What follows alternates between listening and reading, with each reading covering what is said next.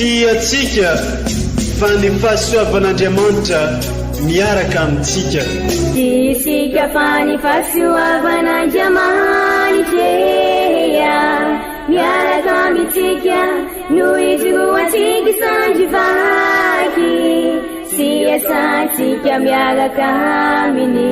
Ny fianakaviana no taniketsa ipoiran'ny vocation. Déploie ton cœur et viens nous sauver. Délivre-nous de nous, délivre-nous de tout. Fa sisika tokoa fa ny fahasoavan'Andriamanitra miaraka amintsika. Isika fa ny fahasoavan'Andriamanitra miaraka amintsika noho izy roantsika sandrivaky sy asantsika miaraka aminy. Fa olo raika atokotran'isika ao aminy, fianakaviana iray ao aminy, tsy misy hevitrevitra. Ny olo no mampizara indraindray fa Andriamanitra i Jesoa lay mpiandrony tsara nan'olotra ny aina olo raika. Ary ao amin'ny fiangonana, ao amin'ny eglizy dia sambatra asika mahasapa an'izay.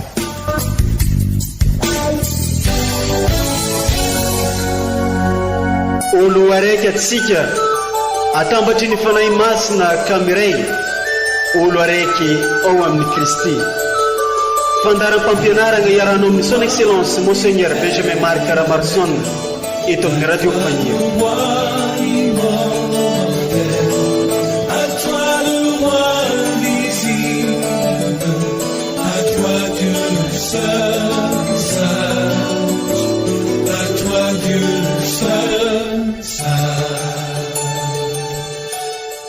Raha mitsikera eloka ianao ry Tompo, iza no atanty fa ao aminao ny famelan-keloka ary Andriamanitra Israely. Salamo fa 720.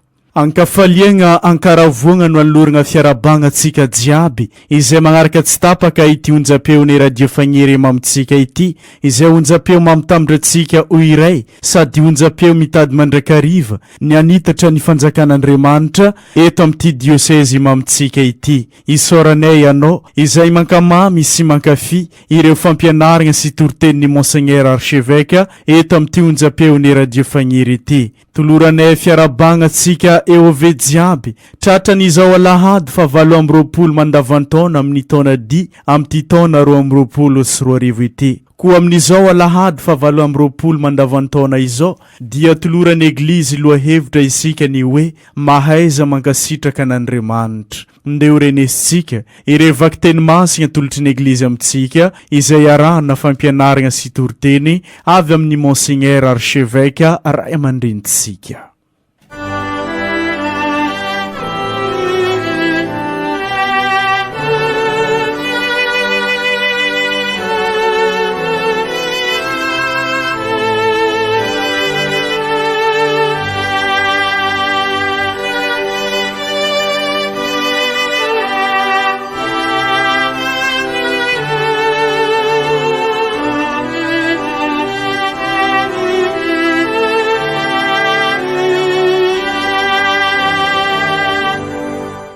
Boky faharoan'ny mpanjaka. Tamin'izany andro zany Naamana Siriana nidina ka nisitrika impito tao Jordany araka ny tenin'ny Elize olon'Andriamanitra. Ary tonga toy ny nofon-jazakely indray ny nofony ka nadio izy. De niverina nakao amin'ilay olon'Andriamanitra izy mba amin'izay rehetra nomba azy. Ka noho ny tonga dia nandroso teo anatrehany nanao hoe: indro hitako tsara izao fa tsy misy Andriamanitra amin'ny tany rehetra afa-tsy eto amin'ny Israeliana. Ko ankehitriny dia aoka handray ny fanatitra avy amin'ny mpanomponao ianao. Fa hoy Elizea: velona ny Tompo izay toerako eo anatrehany, ka dia tsy handray mihitsy aho. Mbola nanery azy handray ihany Naamana nefa tsy nety izy. Ka hoy Naamana: rehefa tsy mety ianao dia avelao kosa ny mpanomponao mba hanome tany zakany moleroa, satria tsy tian'ny mpanomponao intsony ny manatitra sorona dorana na sorona amin'ny andriamanikafa afa-tsy amin'ny Tompo Andriamanitra Israely. Izany ary ny tenin'ny Tompo, isaorana ny Andriamanitra.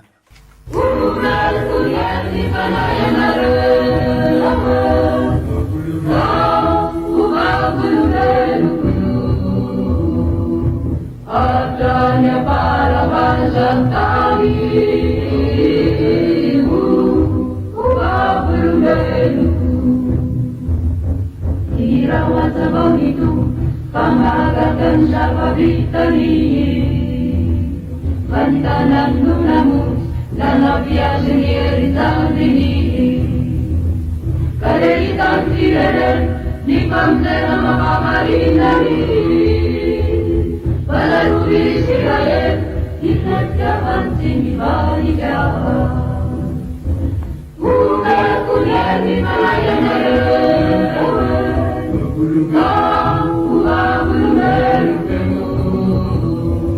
Akannya para pasantari Ubah berumenu Ugar kuliah di Malayanaren Ubah berumenu Akannya para pasantari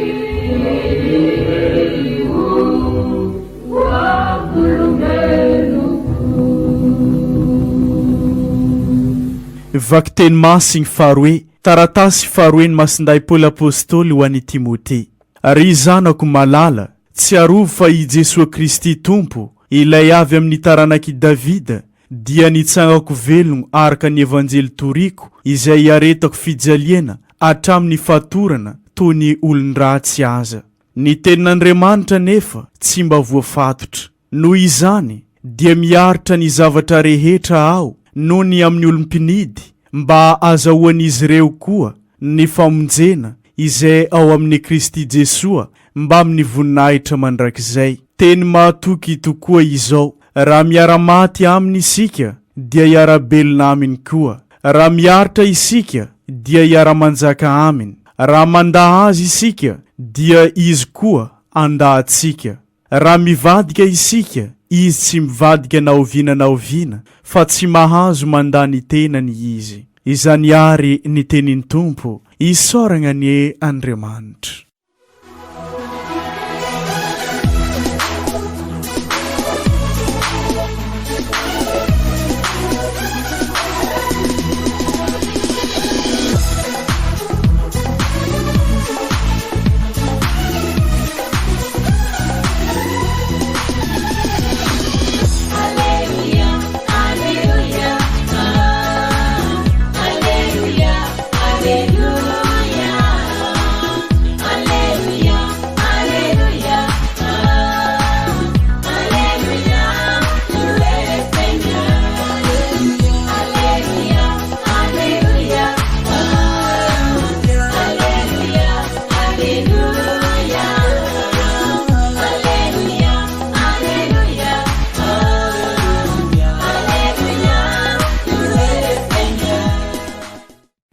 Iombantsika mianakavy ny Tompo ho tanteraka tokoa ane zany.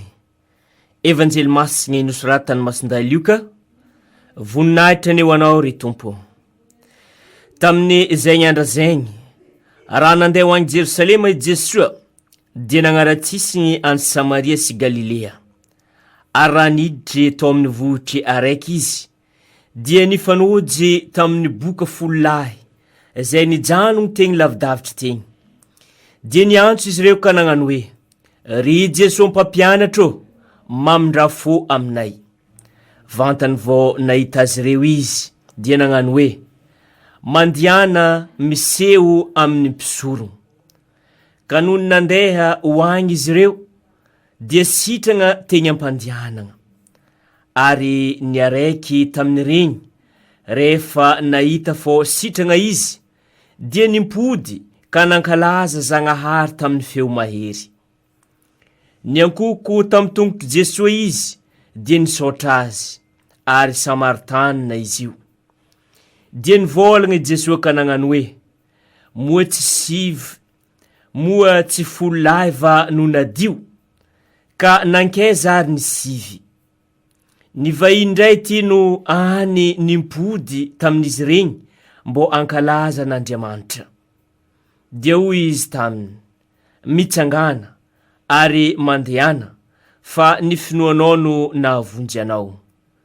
Izany ary ny tenin'ny Tompo, derany eo anao ry Kristy.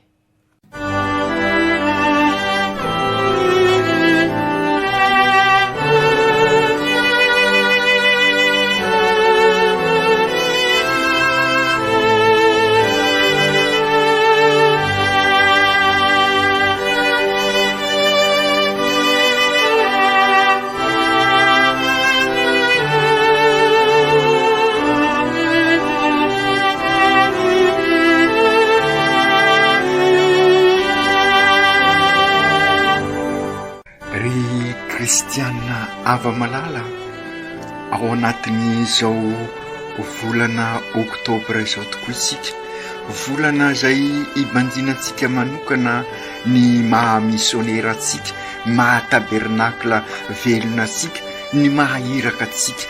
Vita batemy tokoa isika ka iraina ho vavolombelona, ho fahazavana, ho fanasina eo anivon'izao tontolo izao. Iraina isika mba ho Kristy mpiarabelona amin'olona ka hitondra n'izay vaovao mahafaly izay fandrindra amin'izao fotoana izay azo lazaina fa mangidy sady sarotra zao.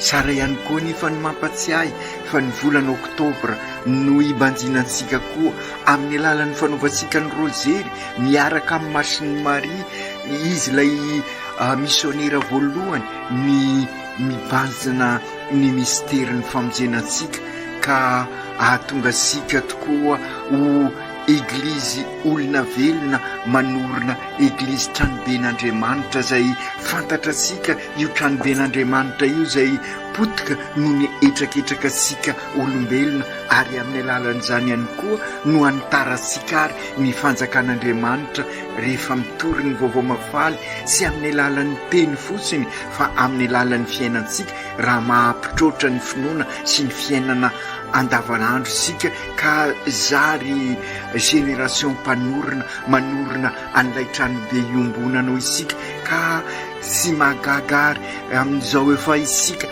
akaiky dia akaiky amin'ny fankalazana ny synôda izao, raha asain'ny eglizy mandinika izany rehetra zany mba ho eglizy olo velomon'ny batemy tokoa isika, miaradia miombona mandray an-tanana iraina ho tabernakla velona.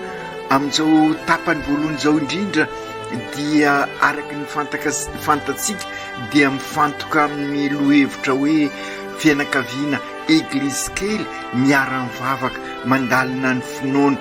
Raha nasikaritra tokoa ary sika dia tena mifanozo amin'izany lohevitra izany ireo tenin'Andriamanitra sy ny lohevitra arosiny eglizy tatoato, sy misy tokoa ny kisendrasendra hoy isika fa ataon'Andriamanitra izay asoa izay tian'Andriamanitra tokoa isika ka omeny torolalana mazava amin'izao fiomanantsika amin'ny synôda fafito izao, amin'izay ankalazasika azy, ary miha mazava fa sy maintsy miroso ny diasika ady sady dia ho isika ny fiainana ady amin'ny rasy mitondra amin'izay fiainana vaovao nouveau départ ho isika ka mahereza ary sika ry kristianina havana amin'ny ady amin'ny rasy mety misakana ny disika hitondra sika amaritra ireo torolalana pastoraly, directoire pastoraly isika mikasika ny vavaka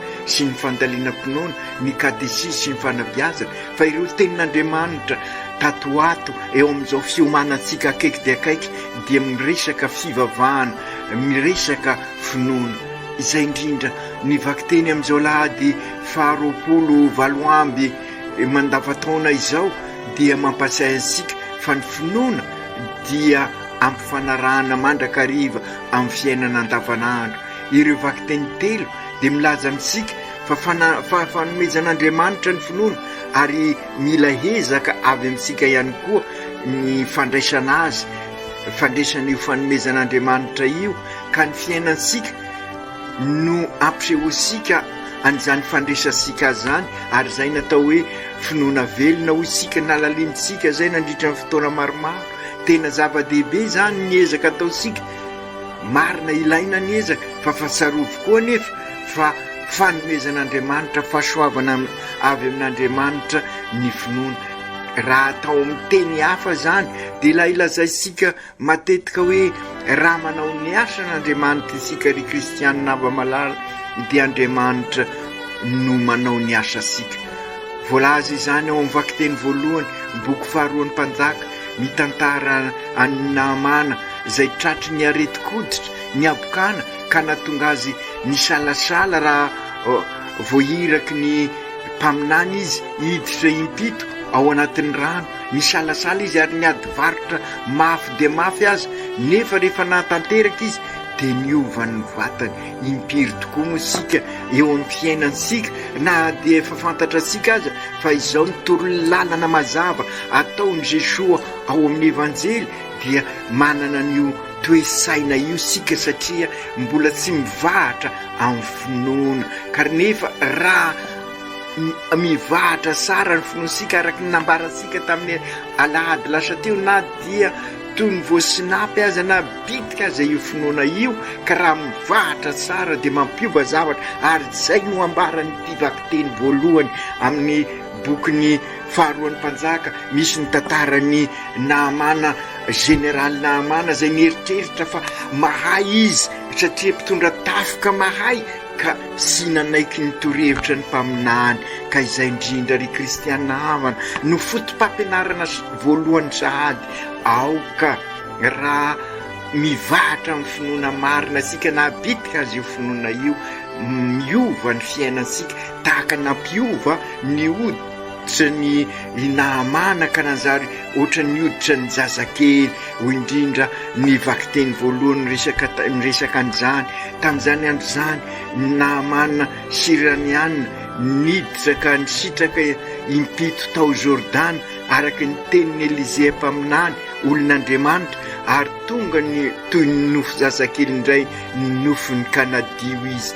Ka izay indrindra ny antony anovasika n'izao synôda izao ry kristianina havana, andiniansika ifampitrahofasika ka irisika anovasika nouveau départ. Zay le fanadiovana nataon'Andriamanitra tamin'ny Naamana, mila fanadiovana koa ny fiainansika ka anomezana asika ny torolalana hitondra sika eo amin'ny fiainansika, ka ahatonga sika ametraka rafitra zay anavao asika, rafitra hitondra fivelarana ao antsika, ivelomasika an'izay finoana izay. Ka ilay nieritreretisika ho tanterahina tamin'ny synôda fahenina fampitrahofana ny finoana sy ny fiainana andavanandro dia aisy torolalana miainga avy amintsika, fa sy miainga avy amin'ny hoe akandrina, fa isika no mamolavola an'izay araky ny io ataosika amin'ny synôda io. Ka andeha ry kristianina havana ny andinika n'izay tenin'Andriamanitra izay isika, fa indrindra ny evanjely sara ny manaraka eto fa folo ireo marary no sitrany Jesosy, nefa anankiray ihany no miverina nasiaro an'Andriamanitra. Ny tian'ireo vakiteny asongadina araka nefa nantraterasika teo dia ny mahahiraka asika ka irososika lalindalina koa amin'ny maha eove asika maha eglizy olo velomin'ny batemy mandray atanana miara-dalana miombona iraina ho tabernakla velona. Voalaza ao amin'ny evanjely araky ny nosipiasika teo, araky ny fanamarinana nataosika teo, fa folo ireo marary ary folo ireo ny sitrana, fa iray ihany no miverina ny saotrany any Jesosy. Fampianarana faharoa azosika apetraka tsara izay mahaiza isika mankasitraka an'ireo fahasoavana omen'Andriamanitra asika. Ilaina ho isika zany ilay finoana tahaka ny fampianarana avy amin'ny vakiteny voalohany. Eto kosa amin'ny evanjely dia aoka isika ahay ankasitraka an'Andriamanitra amin'ireo fahasoavana maro omeny asika. Sy mahay mankasitraka isika raha manapotika ny fifandraisasika aminy izany hoe sy apetraka asika amin'ny tena toerin'Andriamanitra, ny fankasitrahana an'Andriamanitra sy zavatra goavana na anaovana fety lehibe fa nitadiavin'Andriamanitra ny fankasitrahana azy, ary izay vokatry ny finoana na bitika azy dia mametraka an'Andriamanitra eo anivony fiainansika, ka amin'ny alalany tsy miaraka aminy no anatanterahasika ny fiainansika. Ary ny fankasitrahana an'Andriamanitra dia isika manao ny asan'Andriamanitra, ary raha manao ny asan'Andriamanitra asika dia mbola izy ihany koa araka ny averimberisika no manao ny asa ataosika. Ka aokary ho sapasika miainga avy amin'izao alahady 24 amby miainga amin'ireo vakiteny ny fotom-pampianarana efa narosika zay. Ka aokary ho resika sy kiraikiraiky ireo fotom-pampianaranareo. Voalohany, hita fa voasedra tokoa ny finoany namana, ary zavatra sy nampoiziny no naingaviana azy. Ka izay koa azagaka isika raha misy sedra eo amin'ny fiainansika, raha misy fisapana ary indraindray aza zavatra sotra no fisapana eo amin'ny fiainansika, fa no isika mieritreritra mahavita tena samyrery, ary izay ny problema mahatonga asika amin'izao zava-misy izao. Ary raha manaraka an'ireny vaovao isan-karazany reny sika dia etraketraka avy amintsika olombelona no manakorotana ny fiainansika, ka mahatonga fahasahiranana eo amintsika. Ka izay indrindra aokarysika mba ametraka an'Andriamanitra ho isika eo amin'ny fiainansika, ary izay ny finoana, ary atoky ny fandaharan'Andriamanitra, mahatoky ny famindram-pona sy ny famozena, ary dia amin'izay izy no ikarakara sy kolokolo asika, ka afaka mampiova ny fiainansika raha manatanteraka ny sitrany isika. Matoa sy miova ny fiainansika dia satria sy apetrasika amin'ny tena toeran'Andriamanitra, sy matoky an'Andriamanitra isika, sy matoky ny vokatry ny fahasoavan'Andriamanitra, sy matoky ny asan'ny sakramenta omeny eglizy isika. Matetika isika mivezivezy esy eroa mitady andriamanin-kafa, ary izay ny fanompoasampy, ary io indrindra no tena abokana ny mikiky ny fiainansika, io indrindra ny fahotana mamparary asika, io no aretina sarotra sitranina eo amin'ny fiarahamonina asika.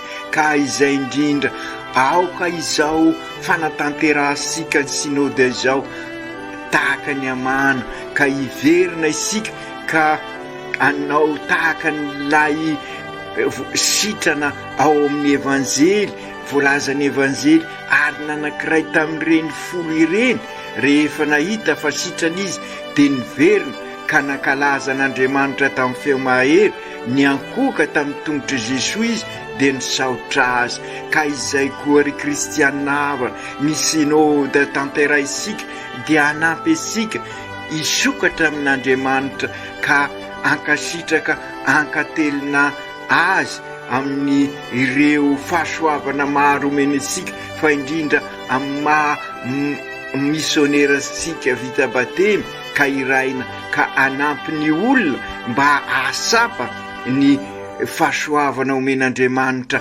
ansika.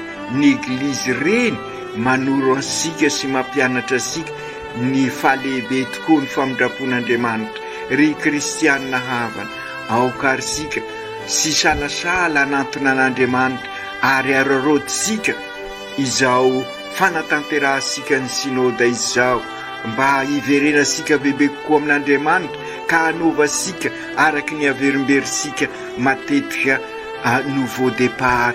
Ny fotom-pampianarana faharoa zay azosika asongadina koa dia 10 isika ireo nositranin' Jesoa, nefa iray ihany no nasiaro nankasitraka no ny fahasoavana azony. Isika koa ve mba mahasiaro amin'ny fiainansika mankasitraka an'Andriamanitra, ilay vahiny sy nahazo ny dikany fahasoavany no azo lazaina ny verina ny saotra sy ny ankohoka tamin'i Jesoa Samaritanina izy. Aokarisika ahay ankasitraka n'Andriamanitra fa indrindra amin'izao fetresika ny synôda izao tena vanim-potoana lehibe eto amin'ny diosezisika izao tanterahisika izao ny tanjona moa dia mba hahatonga sika olon-dehibe amin'ny finoana afaka mamena ireo sazoa enina efa naverimberisika tamin'ny fotoan'androny ka oka isika asiaro fa tian'Andriamanitra sika raha diniansika ny zava-misy dia matetika lazaisika fa sy misy kisendrasendra fa nalamin'Andriamanitra ny zava-drehetra ho an'izay tiany. Izay no niseho ho an'ireo marary hoditra fa ny anankiray ary vahiny no nasapa izany. Aza gaga ary isika raha sy maro isika no mahasapa ny famindrapon'Andriamanitra. Sambatra nefa isika izay mahasapa izany ary mahafantatra fa lehibe ny fitiavan'Andriamanitra isika koa ny fankasitrana sara atao isika dia isika mametraka n'Andriamanitra ho isika eo anivon'ny fiainansika sy ivon'ny fiainansika ka miverina amin'i Jesoa tahaka nataon'ilay marary izay niverina izy ary niankoka teo amin'i Jesoa ary miainga avy amin'i Jesoa izy nidera sy nankalaza n'Andriamanitra ka fantatry n'ireo manodidina azy ary dia izay koa no andrasana amintsika miainga avy amin'izao synôda izao ho depart vaovao ka aza ho sika angovo vaovao ka tonga sika anambara ny fitiavan'Andriamanitra sika ny asan'Andriamanitra amintsika ary zany asan'Andriamanitra izany dia ny fiainasika no anambara azy amin'ny alalan'ny fahamarinana amin'ny alalan'ny fampanjakana ny rariny sy ny iziny amin'ny alalan'ny fikatsahana ny soa iongonana mba samy ahita ny tena fivelarany maholona sy ny olona manontolo isika rehetra. Ry kristianina havana matetika isika ny mamerimberina mila vavolombelona mila missionnaire mila tabernakla velona izao andro sika izao ka izay ilay marary hoditra niverina amin'i Jesoa ary izay ihany koa no andrasana amintsika amin'izao synôda izao. Ny fotom-pampianarana fahatelo tiako hozaraina amintsika ry kristianina havana miainga amin'ireo tenin'Andriamanitra amin'izao alahady 24 amby izao dia miainga avy amin'ny vakiteny faharoa dia ny taratasin'ny masin-dapoly ho an'ny Timote izay efa alahady maromaro isika izay no namaky nio afatrafatry ny masin-dapoly amin'ny Timote zanany ary ataoko fa mikasika sika ary amin'izao alahady izao dia mikasika ny faharetana izay rehetra voalaza sika izay raha tia sika apamokatra an'izay dia mila faharetana indrisy anefa io no sy misy amin'izao andro sika izao mora miovaova isika ka toetra tena afantarana fa velona tokoa ny finoana ny fananasika faharetana indrisy sy arak'izay voalaza sika izay sy fahita intsony matetika sy hita loatra io faharetana io ka izay indrindra enganie izao fanatanterahasika ny synôda izao mba hianavozasika ihany koa ny faharetasika amin'ireo adidy rehetra ataosika ary zay no mahatabernakla velona sika ary zay ny fandresana tanana sy indray mandeha fa maharitra ary io no anambarasika fa velona tokoa ny finoansika ny finoana mifototra amin'ny tena marina no anambarasika an'izay ary zay no ilana ny fikambanana masina ny firobotana ny vomiera mba hanampy asika anana an'izay faharetana izay ka sady manampy ny finoana ho velona izay faharetasika izay io lelazay sika matetika hoe raha ny telefona ampiasaina matetika dia laobaty izy lany ny bateriny ary en plus n'izay lany ny crédit fa ny finoana ambaran'izay faharetana izay. Indikany faharetana moa mampiasa matetika, raha mampiasa ny finoana matetika isika dia mitombo izay finoansika izay charge ny batterie-ny finoana, ary plus isika mampiasa mitombo ny crédit izay manampy asika iroso amin'izay fiainana mahazanak'Andriamanitra ka tanteraka sy lavorary any amin'ny fiainana mandrakizay. Ary izay no andrasana amin'isika amin'izao synôda izao isika, araky ny fananarana ataon'ny Masindahy Paoly, raha miara-maty amin'ny Kristy isika dia hiara-belona aminy koa, raha maharitra isika dia hiara-manjaka aminy, raha manda azy isika dia izy koa anda isika, raha mivadika isika izy anefa sy mivadika naoviana fa sy mahazo manda ny tenany izy. Ka izay indrindra mampasiaro asika ilay Salamo 70 ka ny fiverenana ataosika matetika amin'io Salamo 70 io dia ny hoe fantatro ilay nametrahako ny fitokisako dia i Kristy ilay sy mivadika mandrakizay. Aokary isika ho vonona anompo ahafoy ao anatin'ny faharetana, ary izay natao hoe mandray an-tanana, ary izay no averimberitsika matetika amin'ireo sazoa saota izay sy maintsy fenotsika manambara an'izay faharetana izay. Ry Jesosy Tompo, misaotra anao tokoa izahay sy misahatra ianao manadio ny fo mampananay mba ho maso-pinoana ny maso izerenay ny manodidina anay, ka tonga anay ho Kristy mpiarabelona eo anivon'izy ireo. Ampio izahay anana finoana velona ahafanay anompo ampanjaka ny rariny sy ny isiny ao anatin'ny faharetana, fa io ny manambara fa velona tokoa ny finoana. Ary izay ihany koa no azahoanay ny famonjena, ary ahatonga anay ho eglizy velona, velomin'ny batemy, miara-dalana, miombona, mandray tanana, ka zary tabernakla velona anitatra ny fanjakan'Andriamanitra, miaro sy manorina ny tranoben'Andriamanitra izay tady irodana amin'izao fotoana izao, ka tonga anay tokoa ary ho génération mpanorina. Ianao ry Jesosy no anjaka amin'ny fiainanay, mba ho ao aminao ny tena fiadanana ho anay, ka hitondra fanantenana amin'ireo manodidina anay tokoa ny izahay. Ampio izahay amin'izao synôda izao, diovy izahay tahaka ireo marary hoditra ny diovinao, ary ampio izahay ahay ankasitraka anao amin'ireo fanadiovana eo amin'ny fiainanay, ka tonga anay ametraka rafim-pivelonomana, ka tonga azahoanay ny fivelarana ny maha-olona sy ny maha-olona manontolo, ka anao anatanteraka an'izao synôda izao tokoa ane izahay. Masiny Maria renin'ny Eglizy io, tantaniny dianay mba hiara-dia tokoa izahay, iomana ka ho todi-soamantsara amin'ny synôda, anaovanay départ vaovao, ho dioviny ny Jesosy ane ny fonay, hiavao ane izahay araka ny sitrak'Andriamanitra. Masinday Josefo, ray mpiaro ny Eglizy eran-tany, mivavao anay, niaro ny dian'ny fianakaviana masina nakany Ezipta ianao, ka arovo ny dian'ny diosesy miroso amin'izao synôda izao. Aoka tanteraka izany amin'ny anaran'ny Ray sy ny Zanaka sy ny Fanahy Masina. Amen.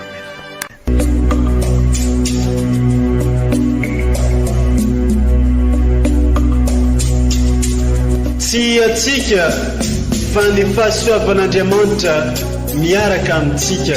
Isika fa ny fahasoavan'Andriamanitra miaraka amintsika, noho izy roantsika sandrivaky, sy asantsika miaraka aminy. Ny fianakaviana no taniketsa ipoiran'ny vocation. Déploie ton cœur et viens nous sauver. Délivre-nous de nous, délivre-nous de tout. Fa sisika tokoa fa ny fahasoavan'Andriamanitra miaraka amintsika. Isika fa ny fahasoavan'Andriamanitra miaraka amintsika no itroatsika isanandro vaky sy asantsika miaraka aminy. Fa olo raika tokoatran'isika ao aminy, fianakaviana iray ao aminy, tsy misy hevitrevitra. Ny olo no mampizara indraindray, fa Andriamanitra i Jesoa lay mpiandrony tsara ranolotra ny aina, olo raika. Ary ao amin'ny fiangonana, ao amin'ny eglizy dia sambatra atsika mahasapa an'izay.